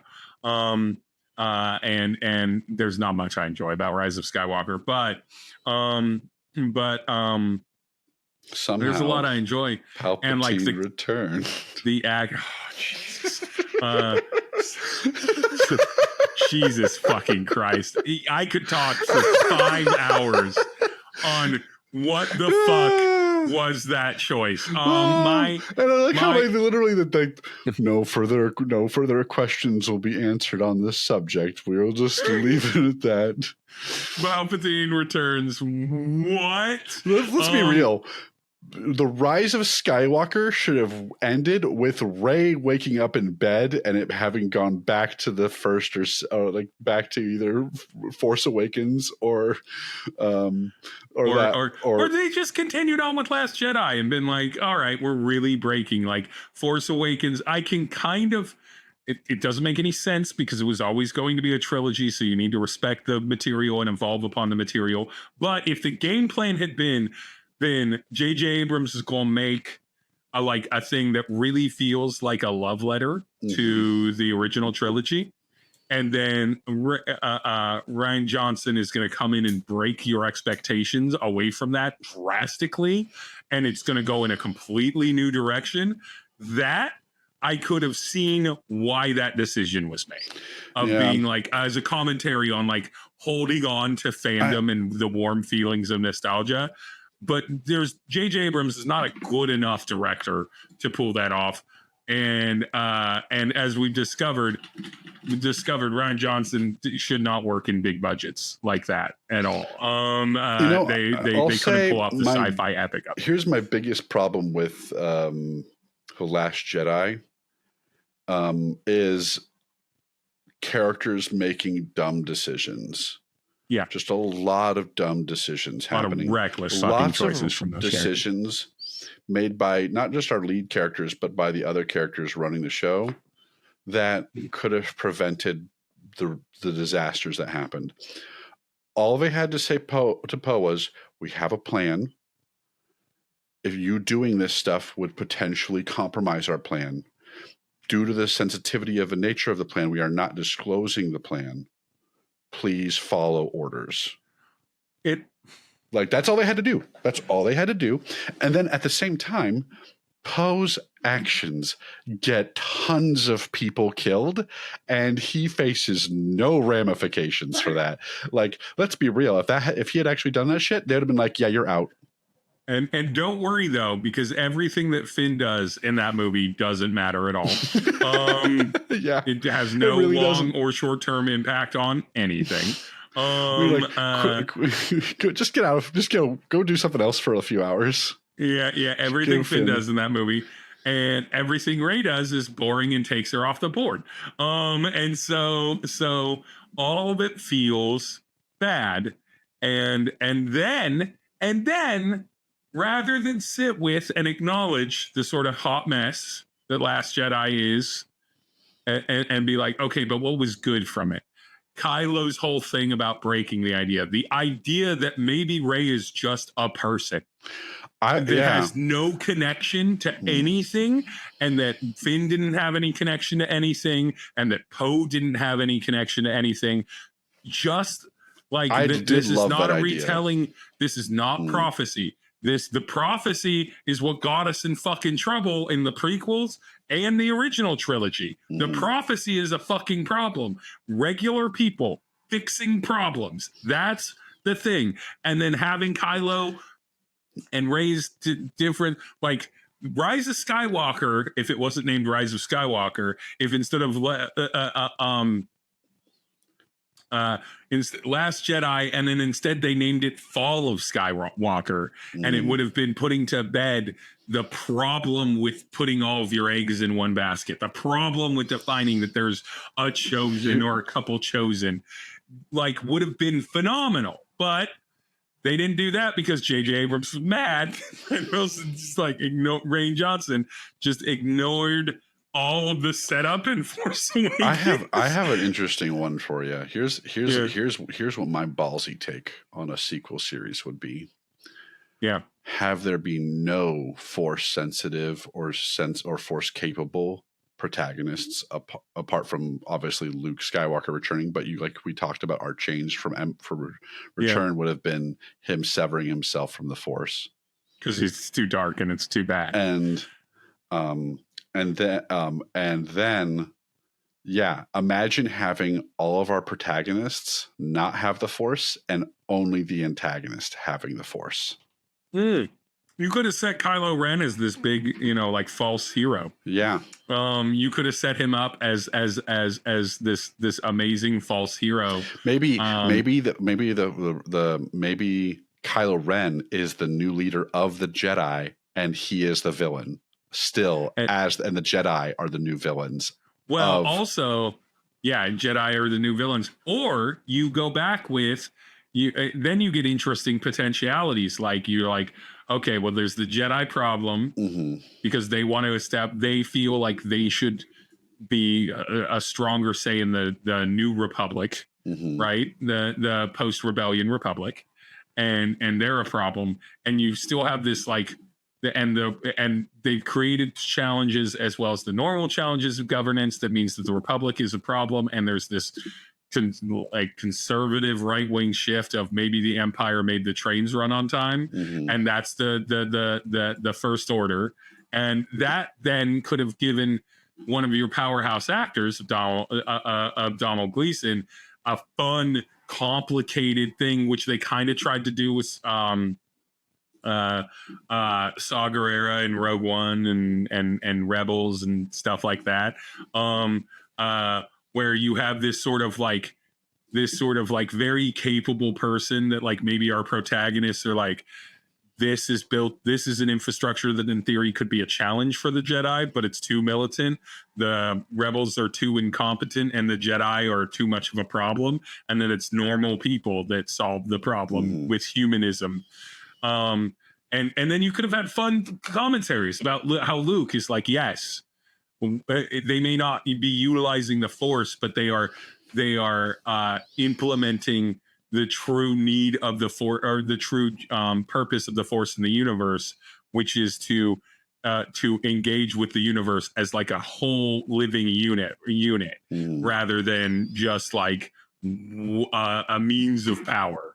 And perhaps this is the best methodology, neither in response to or influenced from the Jedi, but in fact in response to, we just want people to be able to live, kind of thing. So like, interesting plot. God damn, Rise of Skywalker is a bad movie, top to tip. Like from the jump, it's bad. It's bad all the way through. There's nothing in it that I can be like, there's nothing in it that I can be like, this was good. None of it was good. There is no saving that movie. And it's why it's so very bad. And it puts wild that I want to throw out basically almost all of the Star Wars. I love Star Wars and I want to get rid of most of it and start over. You want to, so it isn't wild because it is a deeply flawed thing, but it's not that it can't be enjoyed for what it is. And I think that's the key, is that a lot of people would like deep critiques of like how the films are made or the story choices that get made of it and everything. These movies are still wildly popular for the reason. The universe of Star Wars is dope as shit. It's very fun, especially if it holds true to its original aesthetic of like the future, but it's junky. But it's not cyberpunk and it's not, retro punk or anything like that. It's just the nature of there being considerable amounts of population in different location and longevity of things that last hundreds of years. But like it isn't, I think that wild. I think that on the flip side, we can dunk on Disney all along for the sequel trilogy. And they weren't the reason that Clone Wars and Rebels existed, but they saw the strongest, like some of the strong points of those, and they brought in The Mandalorian, which is excellent Star Wars. They brought in Andor, which is amazingly crafted Star Wars. Rogue One is a good movie. Solo gets a lot of hate, but it's still pretty fun. Oh yeah, I mean, honestly, I still think Solo is actually better than the prequels and sequels. Yeah, and everything like Star Wars Visions is a fun anthology series. Should I go ahead and list my ranking now? Yeah, so let's talk about, now that we're here, let's talk about the rankings. Okay. Let's get to the meat and potatoes of every Star Wars video. I know it's the most cliched one to say, but Empire is the best. Then New Hope. Then Rogue One. Yep. Then Solo, then Revenge of the Sith. Ooh, Revenge of the Sith, the 6th movie? Yeah. Better than Jedi? Yeah, probably they're tied. I feel like I go back and forth. Revenge of the Sith is genuinely the best of the prequel trilogy. I think it's a better story. I still think that there's better filmmaking happening in Return. Yeah. So I would probably I'll have to say that those two are kind of in like a tie for me. Revenge of the Sith, then Return, and then I would have to go Clone Wars, then Force Awakens, Last Jedi, Phantom Menace, and then Rise of Skywalker. Right at the bottom there. Yeah. All right. My order varies up quite a bit from yours. Not at the top. The top's very similar. I'm gonna say I think Rogue One might no, it's still probably Empire. Empire is probably my favorite, but then it's Rogue One and then A New Hope. So those are all kind of the top three. And then after that, I probably still have a lot of love for Return of the Jedi. I really do like a lot of Return of the Jedi. So I'm gonna go. That gets my 4th spot, and my 5 spot. This is a little bit affected, and Rogue One is affected by this too with Andor, but this is a little affected by the animated series. But I'm gonna say Attack of the Clones is actually my 5th spot because of Clone Wars. Gotcha. But that is with the obvious acknowledgement that there is a big, swollen, awful blister on Attack of the Clones, which is the romance plot between Anakin and Padme, because every moment of that is awful. Every fucking moment of that is awful. You are softer than sand. But yeah, so that is truly nearly unwatchable. But I think it's Attack the Clones, and then I think it's Revenge of the Sith, and then I think it's probably Solo Story, and then the rest in any order that you want. Like Force Awakens is definitely the leader of the bottom, and I'd argue that Force Awakens and Solo are kind of the same for me. Force Awakens, in my mind, is in no way a bad film. No, everything. I probably put Solo underneath Revenge of the Sith and Return. Actually, yeah. Like those two are pretty watchable, but they are not inherently bad. And then everything else, I think Last Jedi. It's probably Force Awakens, Last Jedi, and then Phantom and Rise of Skywalker. And I think Phantom Menace is a really bad movie, but again, pod racing is dope. There's some dope stuff in it. There's some neat species, as ridiculous as they are. It's super racist. Why haven't they done a like a race car drama story about pod racing racers? I don't know. I don't think that they understand that pod racing is one of the dopest things that Star Wars has. Imagine if they did imagine if you ever seen the anime Redline?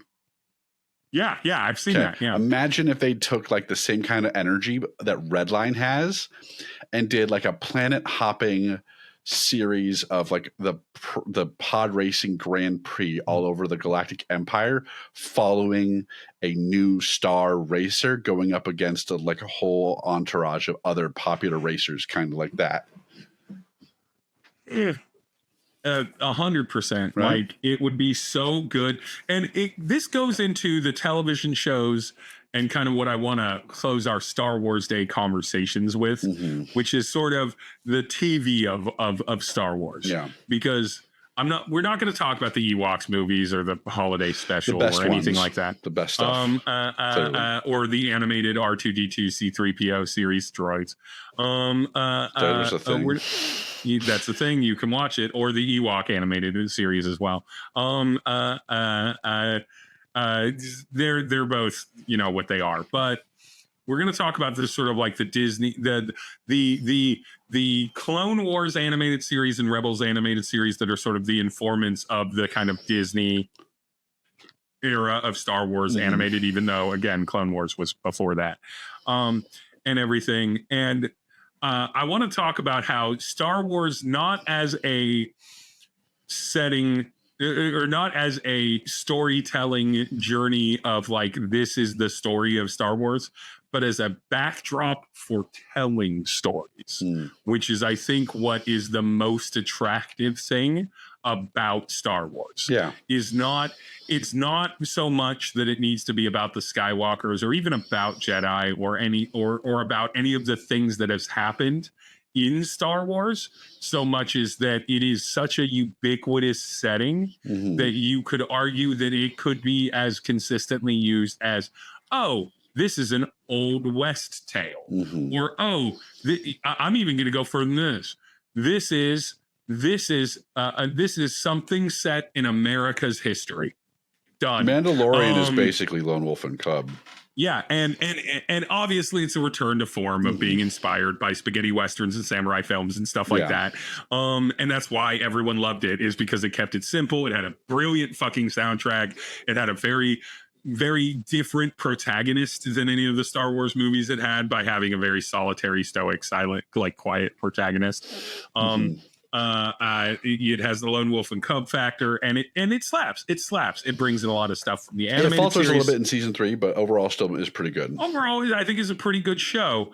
Other Star Wars live action television, you've got, of course, Book of Boba Fett. Head shake, absolute garbage. Just not good. Do you have like another exercise planned for us? I don't. We're just going into this. I'm going to ask you. I'm going to flip the book. You've asked me a lot of questions, Steve. Yeah. What if you were tasked with doing the Book of Boba Fett? What would your story be about? Boba Fett dies at the very beginning of the show, and it's not about him. In fact, I would argue that if I was truly wanting to be like good faith I'm going to good faith it and be like the Book of Boba Fett, because everyone got all excited for it. They're like, yes, this is an underworld Star Wars story. We've all wanted it. Boba Fett's the perfect character because he's super dope, but he doesn't have a lot of like actual depth to him in the films. Because he's barely on camera and everything. So you can just make him a baddie that's in the underworld. And it feels like they kind of wanted to do that, then backed off of it, and they didn't really know what they were doing with that. But like in my mind, if we wanted to do a Mandalorian season 2.5 Book of Boba Fett, which is what they did anyway. But a Mandalorian Book of Boba Fett, instead of it being about Boba Fett, you have it be about the legacy of Boba Fett, which then ties nicely into who Boba Fett is and who Jango Fett is, where the legacy of this one family that's not famously known like the Skywalkers, but has had such a significant impact on the world that we're following in Star Wars. So you have Boba Fett die in the first episode of the Book of Boba Fett. You do this absolute fucking rug pull where you do the whole Sarlacc thing. He manages to survive the Sarlacc pit somehow. You don't do the Tusken Raiders thing. That's couched in some historical weird thing that isn't necessarily 100% applicable, but the Dances classic with Banthas is what it felt like. Well, it more felt like here's an indigenous tribe of people, and the person comes and learns dances with wolves kind of thing. That's why I said dances with Banthas. Dances with that and does, yeah. So yeah, it does that, and I hate that. It's not exactly the same because, of course, both the actor and the character are not in the same position or context, but like it's sort of inspired by that, and I hate that. But here's my theory. So you have him survive.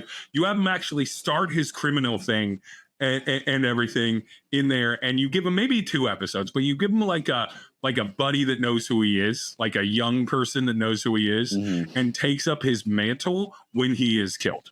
And you either hide it from the audience or you hide it from everyone in the characters, but the audience knows that someone is pretending to be Boba Fett now and defining who Boba Fett is for that. And you immediately fix a ton of the problems just by doing that. Yeah. Just by doing that, you could almost do the series as is, and it would make more sense.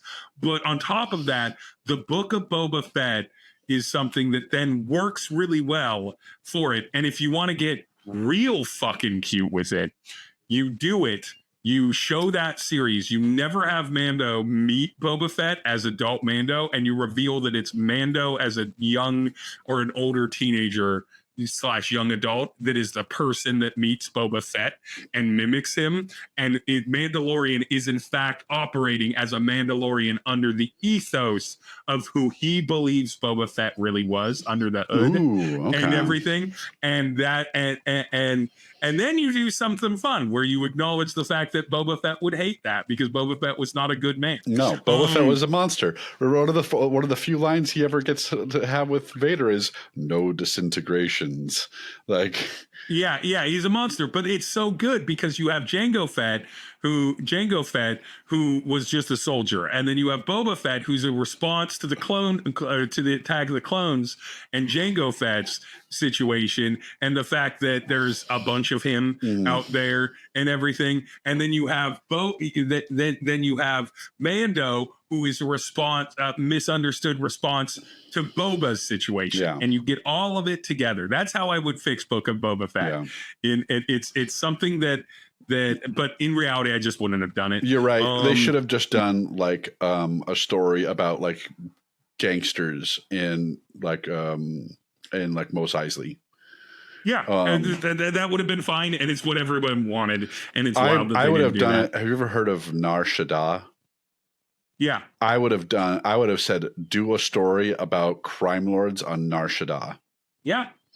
That would have been a fun story, and we could kind of get, because one of the weird things about the Book of Boba Fett was how weirdly child friendly it was. Yeah, it didn't need to be. It was like really felt like it was geared towards children. And I'm like, you're talking about a bounty hunter known for brutally killing his targets. And if Andor didn't exist, or if Acolyte hadn't existed, or and everything, I might give them something. It's like they always kind of play to the child audience to some degree, but you've made things that don't. And so, and when people are like, I don't know if New Hope or Empire necessarily plays to children, you don't know what played to children in the 1970s. It was not what plays to children now. They were much more fine with giving children nightmares and making them seriously question the ethics and morality of the world in the 70s, 70s and 80s. But show wise though, Star Wars has been all over the place, but because it's trying to resolve two things and it can't, which is it wants to do Mando and Andor and sort of the things both leading up to and following the original trilogy, because that's a certain tone. Yeah. But then it also, and I love him. I love him to death. But it also simply needs to acknowledge Dave Filoni had made some of the best Star Wars content in the Clone Wars and Rebels animated series that anyone had ever experienced.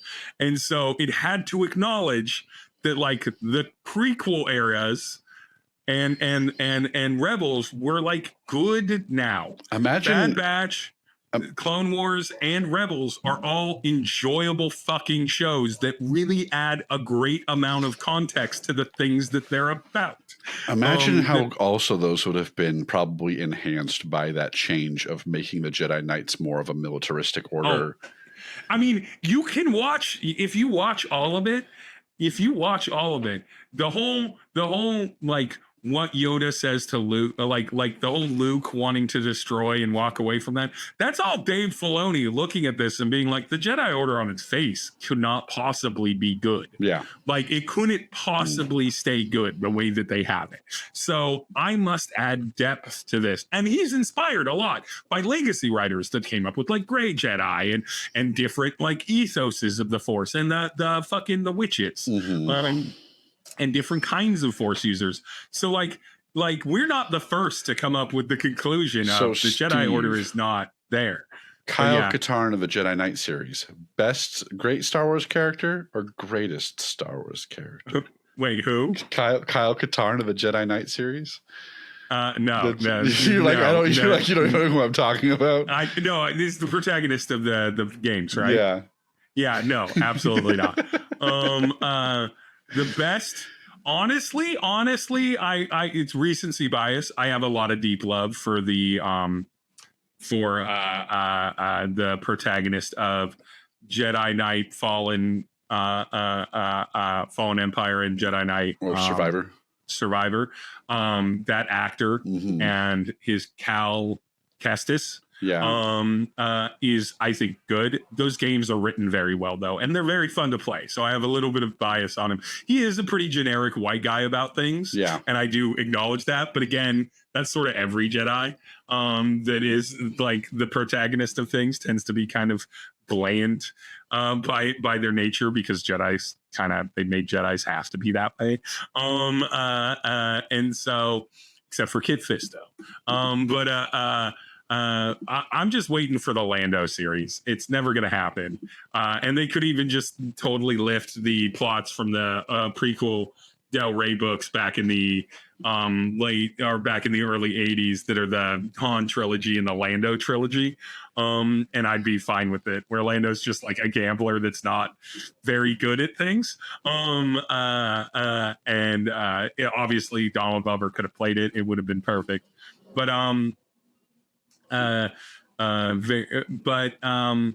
yeah, I don't know if there's a way to fix Star Wars other than acknowledging that, like, trying to fucking constantly dance with the plots and thrusts that you've came up with, rather than just acknowledging that it's a backdrop and telling more intimate and small stories, is probably the play. I am not with the haters on Acolyte. I actually really like Star Wars Acolyte. It also gave me the best Star Wars villain since maybe Vader, of the main antagonist in that series that's going around and fucking up the Jedi. What is the character's name? Kamir, who's played by Manny Jacinto, who's also one of the first, like, openly and being shot and framed as such, just banging hotties of Star Wars. He is so hot during the whole Manny Jacinto in The Acolyte.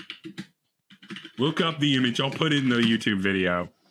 Oh yeah, no, he's a handsome fan. He's a handsome man, and Manny Jacinto Acolyte hot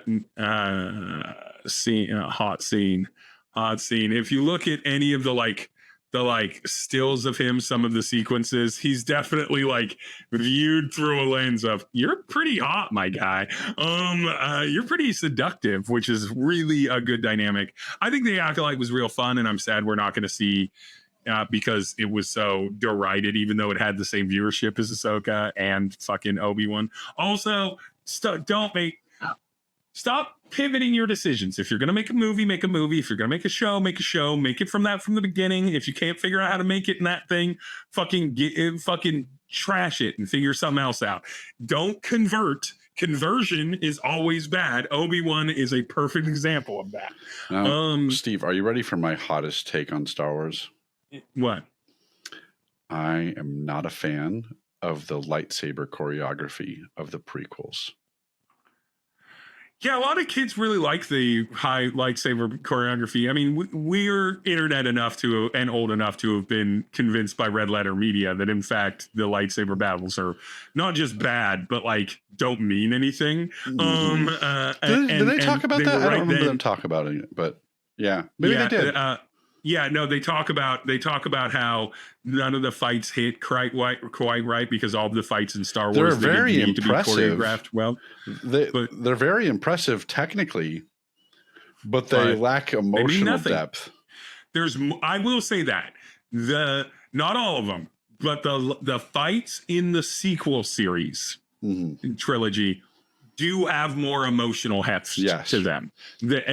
So in the way that they sort of merge them, that they have a character like Kylo that can be real fucking sloppy with them, and everything, but it feels right. Yeah. And everything. I feel like they do a better job with them in that than they did in the prequel trilogy. The prequel trilogy just got too excited about stunt coordination.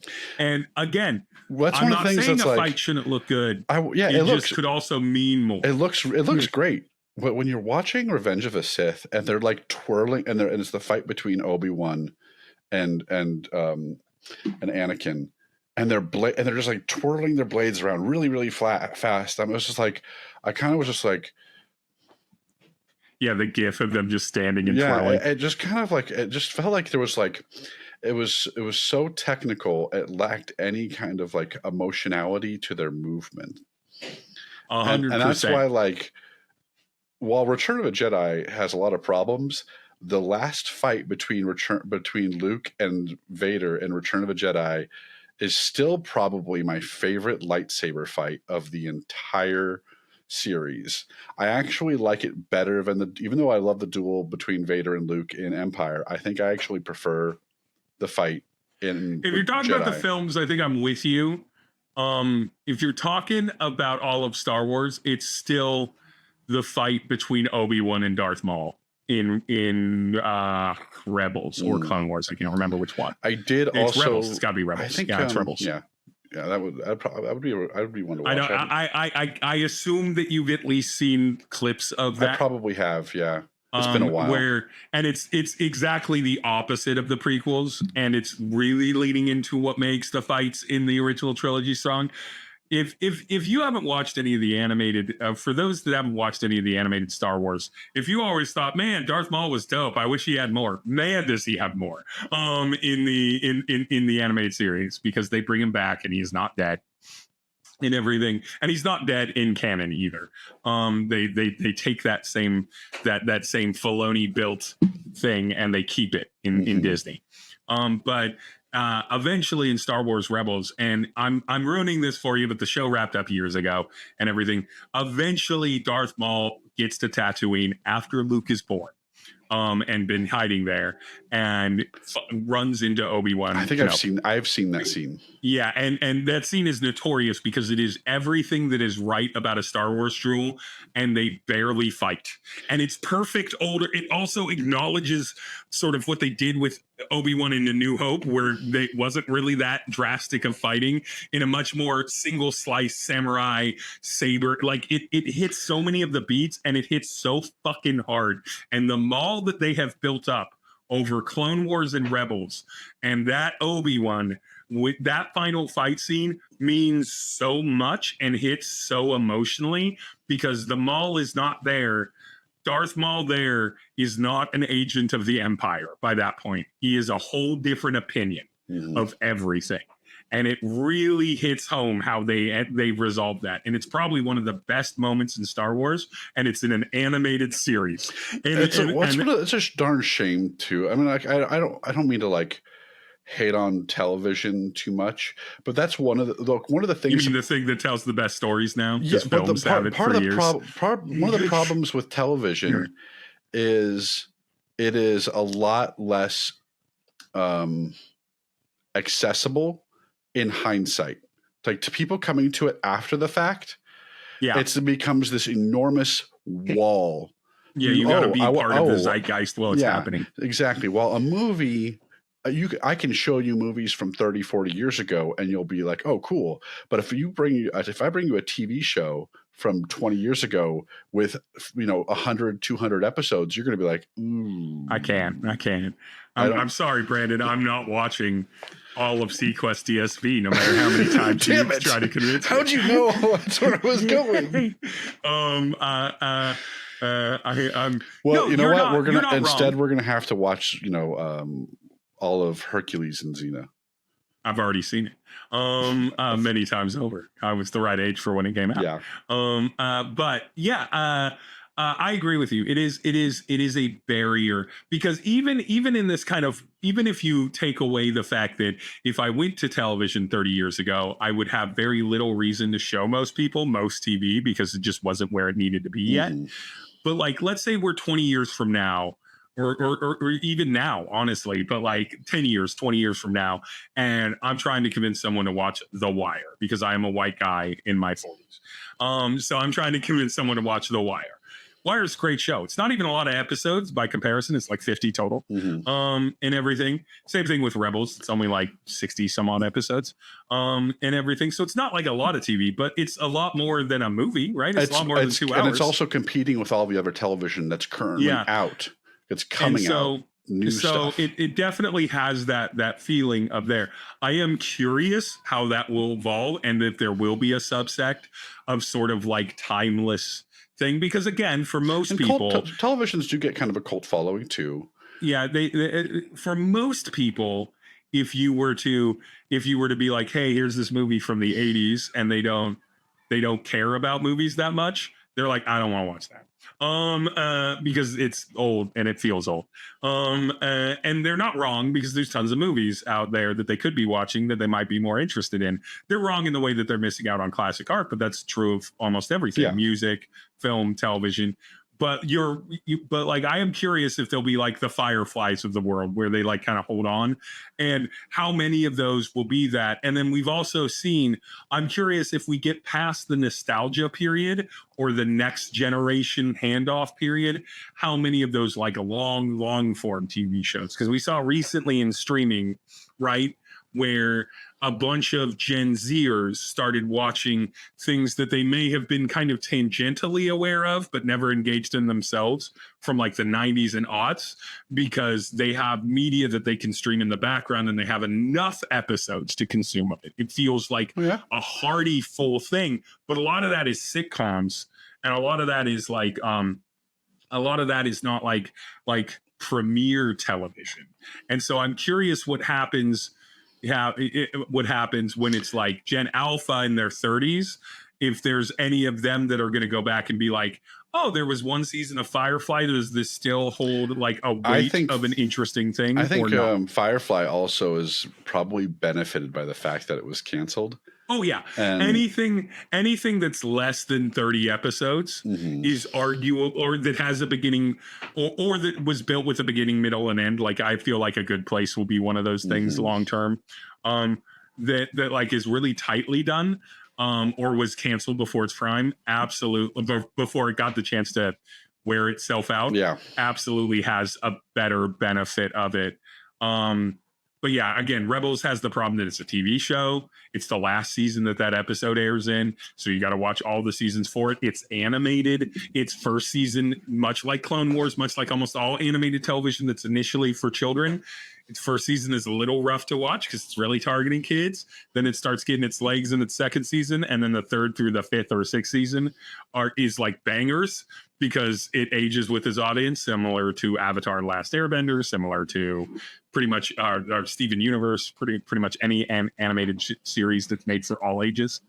But yeah, it is tough, and I don't want to ever dunk on animation or television, because again, I personally think that you get better stories told usually in you can television get more you can absolutely get more fleshed out and in-depth stories. Even, I think not just fleshed out, just like even in anthology series anymore, even in that, the only thing that television hasn't figured out how to overtake, because it's not benefiting it cost wise, is that made for television film on streaming service is still mid at best, in like 99 out of 100 times, as opposed to indie film that's made for theater and then released to streaming via license afterward.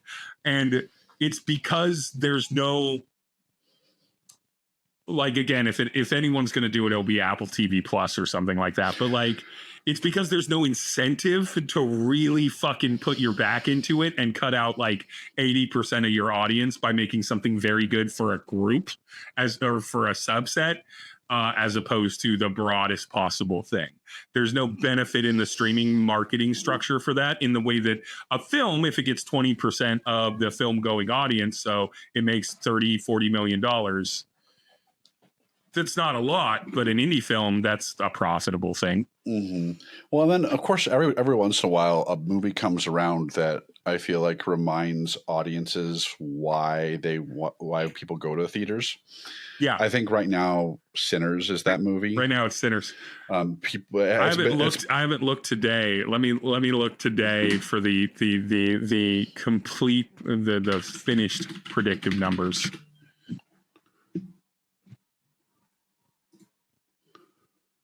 $816 globally. What? Is what I'm seeing. 816 million globally. That can't be true. What? 800 well, just it's on Variety. Yeah, let me go to Variety. No, that's a different one. No, what the heck? I typed in Sinners, and it gave me the freaking box office for Minecraft. yeah. I'm like, that's not true. It's got 160 million against a $90 million budget. Which is funny. It's like, it's made a lot less money than Minecraft, but it's also still the movie that reminds people why they go to theaters. Well, also In the U.S., Sinners made 45 million this weekend as its follow-up to its opening weekend, which was 48 million. That's only a 6% drop in the US. That shit does not happen at the cinema anymore. That does not happen. So the fact that it opened to a bullshit New York Times editorial piece talking about it's like, well, it did really well. It actually exceeded its predictive numbers.